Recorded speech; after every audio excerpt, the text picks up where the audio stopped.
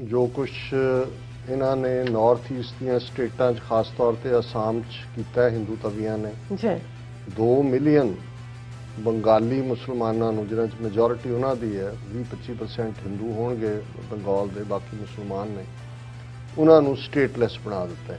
ਜੇ ਕੇਰਲਾ ਦੇ ਇੱਕ ਡਿਸਟ੍ਰਿਕਟ ਦੇ ਮੁਸਲਮਾਨ ਬੱਚੇ ਦਿੱਲੀ 'ਚ ਐਡਮਿਸ਼ਨ ਲੈ ਰਹੇ ਸੀ ਤਾਂ ਉੱਥੋਂ ਦੇ ਇੱਕ ਹਿੰਦੂ ਤੋਂ ਵੀ ਪ੍ਰੋਫੈਸਰ ਨੇ ਰੌਲਾ ਪਾਇਆ कि जी ये जड़ा ये एजुकेशन जिहाद है कि उत्थे बहुत ज़्यादा नंबर दे रहे हैं। सो उदा नतीजा जड़ा है वो हिंदुआं दे दुर्गा पूजा दे जड़े मंडप हुंदे ने उन्हां दे उत्ते हमले प्रॉपर्टियां ते घरां च और अनफॉर्चुनेटली काफ़ी डेथ्स किते 60 नंबर आंदा है किते 80 आंदा है। इस नूं एंडोर्स नहीं करते पर असीं ये जरूर कहना चाहुंदे हैं कि भाई ये माहौल नफरत दा किने फैलाया जेहा बीजा सो लुणा गुरबाणी है कर्मा संदड़ा खेत कि जो जा तुसी बीजदे हो या वढ़दे हो असीं इहनूं पसंद नहीं करते कि मजहब ते बेस्ड नफरत और मार मराइया होए। दर्शकों ब्रेक तो बाद ਆਪਾਂ ਤੁਹਾਨੂੰ ਸਭ ਨੂੰ ਛਿਆਂ ਕਹਿੰਦੇ ਆ। ਸੋ ਹੁਣ ਆਪਾਂ ਗੱਲਬਾਤ ਕਰਨ ਜਾ ਰਹੇ ਹਾਂ ਬੰਗਲਾਦੇਸ਼ ਦੇ ਹਵਾਲੇ ਨਾਲ ਕਿ ਬੰਗਲਾਦੇਸ਼ ਵਿੱਚ ਪਿਛਲੇ ਕੁਝ ਦਿਨਾਂ ਵਿੱਚ ਦੁਰਗਾ ਪੂਜਾ ਦੇ ਮੌਕੇ ਹਿੰਦੂਆਂ ਦੇ ਮੰਦਰਾਂ ਅਤੇ ਘਰਾਂ ਤੇ ਜਿਹੜੇ ਹਮਲੇ ਹੋਏ ਨੇ ਸੋ ਜਿਸ ਵਿੱਚ ਮਾਸੂਮ ਜਾਨਾਂ ਵੀ ਗਈਆਂ ਨੇ ਔਰ ਪ੍ਰਾਪਰਟੀ ਵੀ ਜਿਹੜੀ ਨੁਕਸਾਨੀ ਗਈ ਹੈ। ਸੋ ਵਿਸ਼ਵ ਹਿੰਦੂ ਪਰਿਸ਼ਦ ਵੱਲੋਂ ਯੂਨਾਈਟਿਡ ਨੇਸ਼ਨਜ਼ ਨੂੰ ਅਪੀਲ ਕੀਤੀ ਗਈ ਹੈ ਕਿ ਇਸ ਨੂੰ ਹਿੰਦੂ ਨਸਲਕੁਸ਼ੀ ਐਲਾਨੇ ਅਤੇ ਬੰਗਲਾਦੇਸ਼ ਵਿੱਚ ਯੂਨਾਈਟਿਡ ਨੇਸ਼ਨਜ਼ ਵੱਲੋਂ ਫੌਜ ਭੇਜੀ ਜਾਵੇ। ਸੋ ਭਾਰਤ ਵਿੱਚ ਘੱਟ ਗਿਣਤੀਆਂ ਤੇ ਜ਼ੁਲਮ ਕਰਨ ਵਾਲੀ ਜਿਹੜੀ ਹਿੰਦੂਤਵੀ ਜਮਾਤ ਹੈ ਵਿਸ਼ਵ ਹਿੰਦੂ ਪਰਿਸ਼ਦ ਨੂੰ ਪਹਿਲਾਂ ਆਪਣੇ ਗਿਰਬਾਨ ਵਿੱਚ ਜਿਹੜਾ ਝਾਕਣਾ ਚਾਹੀਦਾ ਹੈ ਕਿ ਇਸ ਵਿੱਚ ਇਸ ਸਭ ਲਈ ਕੌਣ ਜ਼ਿੰਮੇਵਾਰ ਹੈ। ਸੋ ਇਸ ਬਾਰੇ ਆਪਾਂ ਗੱਲਬਾਤ ਕਰਨ ਜਾ ਰਹੇ ਹਾਂ। ਸੋ ਅਸੀਂ ਚਾਹਾਂਗੇ ਕਿ ਤੁਸੀਂ ਇਸੇ ਤਰ੍ਹਾਂ ਬਣੇ ਰਹਿਣਾ। ਦੇਖਣ ਸੁਣਿਆ ਲਿਖਣ ਲਈ ਤੁਹਾਡਾ ਸਭ ਦਾ ਬਹੁਤ ਬਹੁਤ ਸ਼ੁਕਰੀਆ। ਜੀ ਰਾਜ ਸਾਹਿਬ ਕੀ ਵਿਚਾਰਾਂ ਨੇ?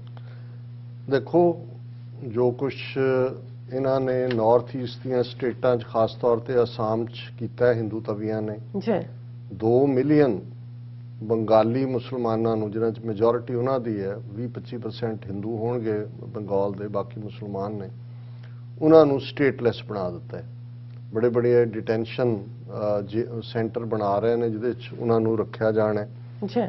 सीए और नैशनल पॉपूलेशन रैकड के नां थले जिहड़े कानून बनाए ने उन्होंने वापस नहीं लिया वो भी तलवार जिहड़ी है मुसलमानों के सिर ते लटकाई हुई है।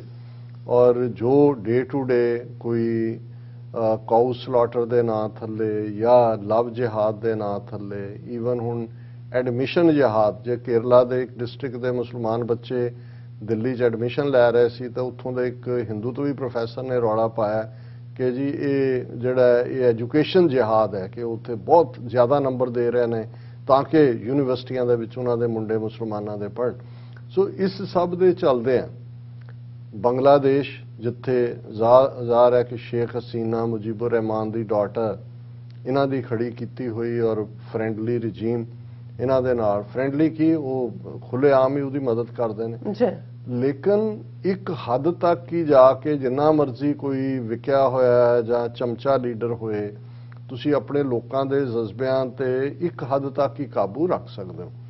और इसे पीरियड च ये सिमरिंग तो चल ही रही सी जदों हुण दुर्गा पूजा पिछले दिनां दे विच इस नवरात्रियां दे चलदियां होई सोशल मीडिया ते आया कि किसी दुर्गा पूजा के पंडाल च कुराने मजीद की बेहरमती हुई है।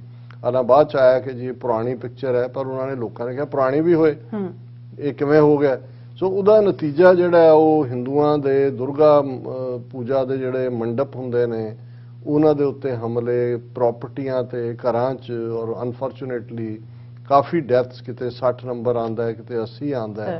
इसका काफ़ी चर्चा होया। असीं कोई इस नूं एंडोर्स नहीं करते पर असीं ये जरूर कहना चाहते हैं कि भाई ये माहौल नफरत का किने फैलाया और जदों तुसी हिंदूत्वा के एजेंडे थले मुसलमानां नूं ईसाइयां नूं सिखां नूं दलितां नूं टारगेट करोगे तो किते जे हुण तुसी उत्थे 2 मिलियन 20 लाख उन्हां दे फैलो बंगाली मजहब के नां थले हालां वो 60-60 साल तो उत्थे रह रहे हैं उन्होंने कहते हैं जी दिखाओ अपना जन्म डेट दिखाओ फलाना दिखाओ ढिमका दिखाओ इनू मोदी नूं पुछो तू किथे जम्मिया इहदा भी नहीं होना बर्थ सर्टिफिकेट क्योंकि एक जमाना ही नहीं सी जदों कि 1930 ਦੇ ਵਿੱਚ ਤਾਂ ਅੰਗਰੇਜ਼ਾਂ ਦੇ ਜ਼ਮਾਨੇ 'ਚ ਬਰਥ ਡੇਟ ਰਿਕਾਰਡ ਹੋਣੀ ਸ਼ੁਰੂ ਹੋਈ। ਗਰੀਬ ਮੁਲਕਾਂ 'ਚ ਗਰੀਬ ਥਾਵਾਂ ਤੇ ਝੁੱਗੀਆਂ ਚੌਂਪੜੀਆਂ ਵਾਲੇ ਕਿਹੜੇ ਉਹਨਾਂ ਦੇ ਉੱਥੇ ਮਿਊਨਿਸਪਲ ਕਮੇਟੀ ਦੇ ਦਫ਼ਤਰ ਖੁੱਲੇ ਹੋਏ ਨੇ ਉਹਨਾਂ ਨੂੰ ਕਹੋ ਜੀ ਤੁਸੀਂ ਤਾਂ ਬਾਹਰੋਂ ਆਏ ਹੋ।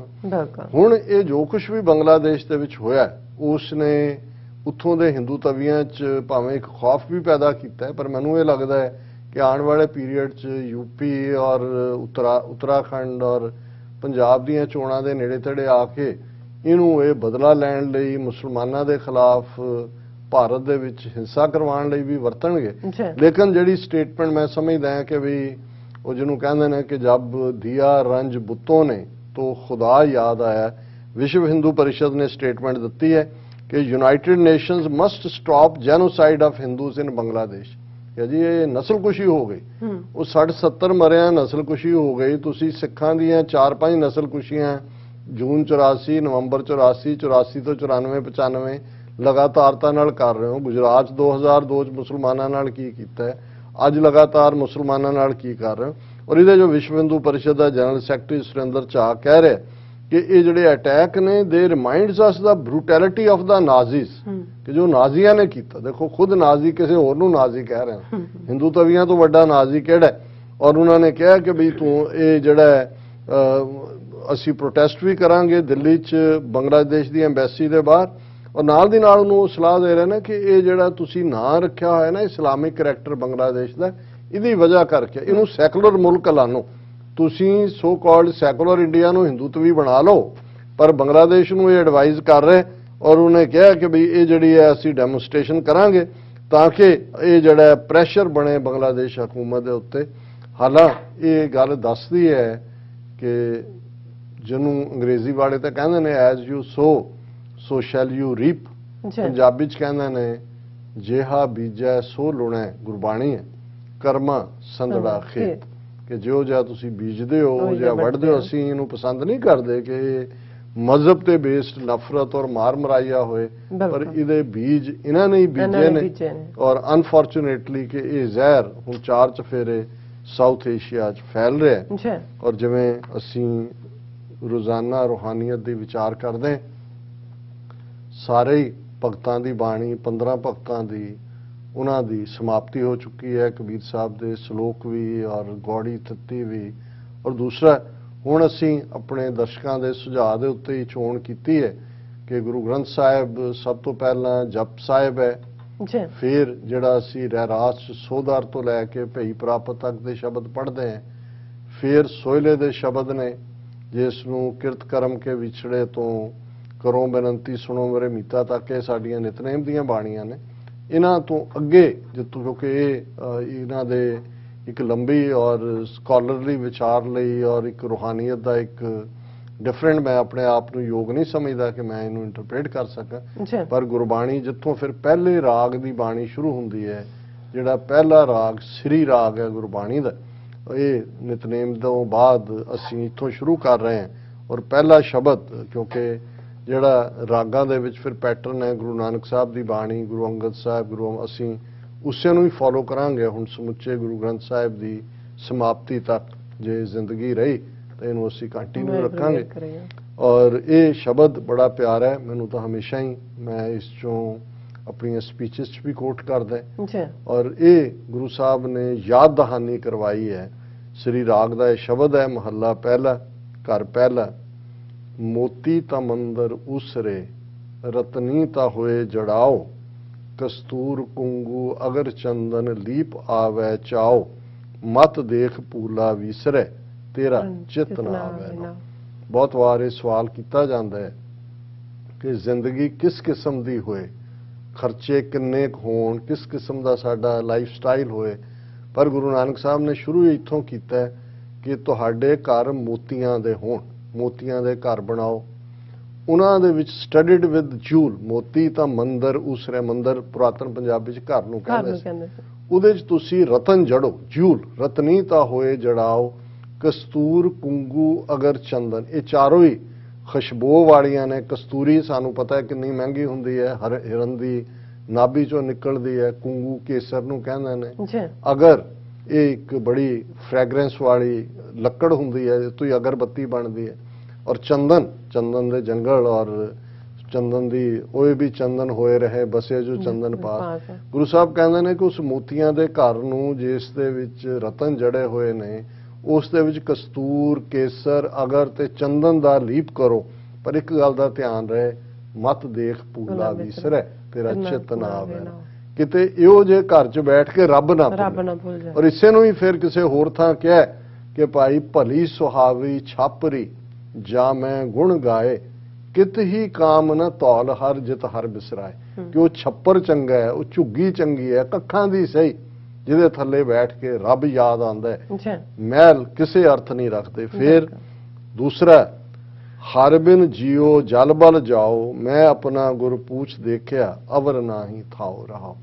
ਕਿ ਰੱਬ ਦੀ ਯਾਦ ਤੋਂ ਬਿਨਾਂ ਤੁਹਾਡੇ ਅੰਦਰ ਠੰਡ ਪੈ ਹੀ ਨਹੀਂ ਸਕਦੀ, ਅੱਗ ਲੱਗੀ ਰਹੇਗੀ। ਗੁਰੂ ਸਾਹਿਬ ਕਹਿੰਦੇ ਨੇ ਕਿ ਭਾਈ ਇਹੀ ਰੱਬ ਨੇ ਮੈਨੂੰ ਸਮਝਾਇਆ, ਗੁਰੂ ਨੇ ਸਮਝਾਇਆ ਕਿ ਰੱਬ ਦੇ ਨਾਂ ਤੋਂ ਬਿਨਾਂ ਹੋਰ ਕੋਈ ਟਿਕਾਣਾ ਨਹੀਂ ਹੈ। ਹੁਣ ਧਰਤੀ ਤਾਂ ਹੀਰੇ ਲਾਲ ਜੜਤੀ, ਪਲੰਗ ਲਾਲ ਜੜਾਓ, ਮੋਹਣੀ ਮੁਖਮਣੀ ਸੋਹੈ, ਕਰੇ ਰੰਗ ਪਸਾਓ, ਮਤ ਦੇਖ ਪੂਲਾ ਵੀਸਰੈ, ਤੇਰਾ ਚਿੱਤ ਨਾ ਘਰ। ਕਿ ਭਾਈ ਹੁਣ ਤੁਹਾਡਾ ਉਹ ਮੋਤੀਆਂ ਵਾਲਾ ਜੂਲ ਸਟੱਡਡ ਘਰ ਦੇ ਵਿੱਚ ਤੁਹਾਡਾ ਜਿਹੜਾ ਜਿੱਥੇ ਤੁਹਾਡਾ ਮੰਜਾ ਡਿੱਠਿਆ ਹੋਇਆ ਉਸ ਘਰ ਦੇ ਵਿੱਚ ਉਹ ਵੀ ਹੀਰੇ ਲਾਲਾਂ ਦੇ ਨਾਲ ਜੜਿਆ ਹੋਏ, ਪਲੰਗ ਤੁਹਾਡਾ ਜਿਹੜਾ ਰੂਬੀਜ਼ ਜਿਹਨੂੰ ਕਹਿੰਦੇ ਨੇ ਲਾਲਾਂ ਨਾਲ ਜੜਿਆ ਹੋਇਆ, ਔਰ ਤੁਹਾਡੀ ਖੂਬਸੂਰਤ ਪਤਨੀ ਤੁਹਾਨੂੰ ਜਿਹੜੀ ਹੈ ਉਹ ਖੁਸ਼ ਕਰ ਰਹੇ, ਮੋਹਣੀ ਮੁਖ ਮਣੀ ਸੋਹੈ, ਜਿਹਦਾ ਮੂੰਹ ਮਣੀ ਵਾਂਗ ਚਮਕ ਰਿਹਾ ਹੋਏ, ਖੂਬਸੂਰਤ ਹੋਏ, ਉਹ ਤੁਹਾਨੂੰ ਜਿਹੜਾ ਹੈ ਉਹ ਆਪਣੇ ਪਿਆਰ ਦੇ ਚੋਂਚਲੇ ਦਿਖਾ ਰਹੀ ਹੋਏ। ਪਰ ਇੱਕ ਗੱਲ ਦਾ ਧਿਆਨ ਰੱਖੋ ਕਿ ਉਸ ਗ੍ਰਸਤ ਦੇ ਸੁਖੀ ਜੀਵਨ ਦੇ ਵਿੱਚ ਵੀ ਮਤ ਦੇਖ ਪੂਲਾ ਵਿਸਰੈ, ਤੇਰਾ ਚਿੱਤ ਨਾ ਆਵੇ ਨਾ। ਕਿਤੇ ਉਸ ਸਾਰਿਆਂ ਨੂੰ ਦੇਖ ਕੇ ਤੁਹਾਨੂੰ ਰੱਬ ਨਾ ਭੁੱਲ ਜਾਏ। ਫਿਰ ਉਹਨਾਂ ਨੇ ਰੂਹਾਨੀਅਤ ਵਾਲੇ ਲੋਕ ਸਿੱਧ ਜੋਗੀ, ਸਿੱਧ ਹੋਵਾਂ ਸਿੱਧ ਲਾਈ, ਰਿੱਧ ਆਖਾਂ ਆਓ, ਗੁਪਤ ਪ੍ਰਗਟ ਹੋਏ ਬੈਸਾਂ, ਲੋਕ ਰਾਖੈ ਭਾਓ, ਮਤ ਦੇਖ ਪੂਲਾ ਵਿਸਰੈ, ਤੇਰਾ ਚਿੱਤ ਨਾ ਆਵੇ ਨਾ। ਕਿ ਭਾਈ ਮੈਂ ਸਪਿਰਿਚੁਅਲ ਜਿਹੜੀਆਂ ਮਿਰੈਕਲਸ ਨੇ ਸਿੱਧੀ ਦੇ ਨਾਲ ਉਹ ਹਾਸਲ ਕਰਨਾ, ਰਿੱਧੀਆਂ ਸਿੱਧੀਆਂ ਇਹ ਦੁਨਿਆਵੀ ਪਾਵਰਸ ਮਿਰੈਕਲਸ ਇਹਨੂੰ ਕਿਹਾ ਜਾਂਦਾ ਹੈ, ਇਹ ਮੈਂ ਹਾਸਲ ਕਰਾਂ। ਮੇਰੇ ਕੋਲ ਇਹ ਵੀ ਤਾਕਤ ਹੋਏ ਕਿ ਮੈਂ ਜਿੱਥੋਂ ਮਰਜ਼ੀ ਅਲੋਪ ਹੋ ਜਾਂ, ਜਿੱਥੇ ਮਰਜ਼ੀ ਮੌਜੂਦ ਹੋਵਾਂ, ਗੁਪਤ ਪ੍ਰਗਟ ਹੋਏ ਬੈਸਾਂ, ਲੋਕ ਰਾਖੈ ਭਾਓ, ਔਰ ਜਿਹੜੇ ਨੇ ਲੋਕ ਮੇਰੇ ਔ ਦੇ ਵਿੱਚ ਹੋਣ। ਲੇਕਿਨ ਇੱਕ ਗੱਲ ਦਾ ਧਿਆਨ ਰਹੇ ਕਿ ਰਿੱਧੀਆਂ ਸਿੱਧੀਆਂ ਹਾਸਲ ਕਰਕੇ ਸਪਿਰਿਚੁਅਲ ਡੋਮੇਨ 'ਚ ਵੀ ਹਾਇਰ ਜਾ ਕੇ ਜੇ ਰੱਬ ਭੁੱਲ ਜਾਏ ਤੇ ਉੱਥੋਂ ਥੱਲੇ ਡਿੱਗੋਗੇ, ਜਿਵੇਂ ਖਜੂਰ ਦੇ ਦਰਖਤ ਤੋਂ ਕੋਈ ਥੱਲੇ ਡਿੱਗਦਾ। ਤੇ ਅਖੀਰਲਾ, ਸੁਲਤਾਨ ਹੋਵਾਂ ਮੇਲ ਲਸ਼ਕਰ, ਤਖਤ ਰਾਖਾਂ ਪਾਓ, ਹੁਕਮ ਹਾਸਲ ਕਰੀ ਬੈਠਾ ਨਾਨਕਾ, ਸਭ ਵਾਓ, ਮਤ ਦੇਖ ਪੂਲਾ ਵਿਸਰੈ, ਤੇਰਾ ਚਿੱਤ ਨਾ ਆਵੇ ਨਾ। ਕਿ ਭਾਈ ਮੈਂ ਇੰਨਾ ਵੱਡਾ ਬਾਦਸ਼ਾਹ ਹੋਵਾਂ ਕਿ ਚਾਰ ਚਫੇਰੇ ਮੇਰੇ ਵੱਡੇ ਵੱਡੇ ਲਸ਼ਕਰ ਹੋਣ, ਜਿਨ੍ਹਾਂ ਦਾ ਦਬਾਅ ਚਾਰੇ ਪਾਸੇ ਹੋਏ, ਲੇਕਿਨ ਮੈਂ ਐਸਾ ਹੁਕਮ ਕਰਨ ਵਾਲਾ ਬਾਦਸ਼ਾਹ ਬਣ ਕੇ ਵੀ ਜਿੱਥੇ ਹਰ ਪਾਸੇ ਜਿਹੜਾ ਫੌਜ ਔਰ ਲਸ਼ਕਰ ਦੇ ਨਾਲ ਨਾਲ ਮੇਰੀ ਜੈ ਜੈਕਾਰ ਹੋਏ। ਪਰ ਉਸ ਹਾਲਤ 'ਚ ਵੀ ਇੱਕ ਗੱਲ ਦਾ ਧਿਆਨ ਰੱਖੋ, ਮਤ ਦੇਖ ਪੂਲਾ ਵਿਸਰੈ, ਤੇਰਾ ਚਿੱਤ ਨਾ ਆਵੇ ਨਾ। ਕਿ ਤੈਨੂੰ ਰੱਬ ਨਾ ਭੁੱਲੇ। ਸੋ ਇਹੀ ਅੱਜ ਦਾ ਵਿਚਾਰ ਜੀ। ਡਾਕਟਰ ਸਾਹਿਬ ਤੁਹਾਡਾ ਬਹੁਤ ਬਹੁਤ ਸ਼ੁਕਰੀਆ, ਤੁਸੀਂ ਅੱਜ ਦੇ ਐਮ ਇਸ਼ੂ ਤੇ ਅੱਜ ਦਾ ਵਿਚਾਰ ਸਾਡੇ ਦਰਸ਼ਕਾਂ ਨਾਲ ਸਾਂਝਾ ਕੀਤਾ ਹੈ। ਸੋ ਇਸ ਤਰ੍ਹਾਂ ਆਪਣੇ ਵਿਊਅਰਸ ਕੋਲ ਨੇ ਇਜਾਜ਼ਤ। ਵਿਊਅਰਸ, ਸਾਡੇ ਪ੍ਰੋਗਰਾਮ ਦਾ ਸਮਾਂ ਇੱਥੇ ਸਮਾਪਤ ਹੁੰਦਾ। ਤੁਸੀਂ ਆਪਣੀ ਰਾਏ ਤੇ ਸੁਝਾਅ ਸਾਨੂੰ ਭੇਜਣਾ ਭੁੱਲਣਾ ਸਾਡੇ ਇਸ ਪਤੇ ਤੇ SOS@TV ਤੇ ਅਸੀਂ ਆਪਣਾ ਪ੍ਰੋਗਰਾਮ ਲੈ ਕੇ ਫਿਰ ਦੁਬਾਰਾ ਤੁਹਾਡੇ ਰੂਬਰੂ ਹੋਵਾਂਗੇ। ਤਦ ਤੱਕ ਲਈ ਮੈਨੂੰ ਤੇ ਆਪਣਾ ਸੁਣਾ ਗਿਆ ਦੋ ਦੇਖਦੇ ਰਹੋ TV 4 ਬੁਲਾ ਦੇ ਫਤਿਹ। ਵਾਹਿਗੁਰੂ ਜੀ ਕਾ ਖਾਲਸਾ, ਵਾਹਿਗੁਰੂ ਜੀ ਕੀ ਫਤਿਹ। ਰੱਬ ਰਾਖਾ।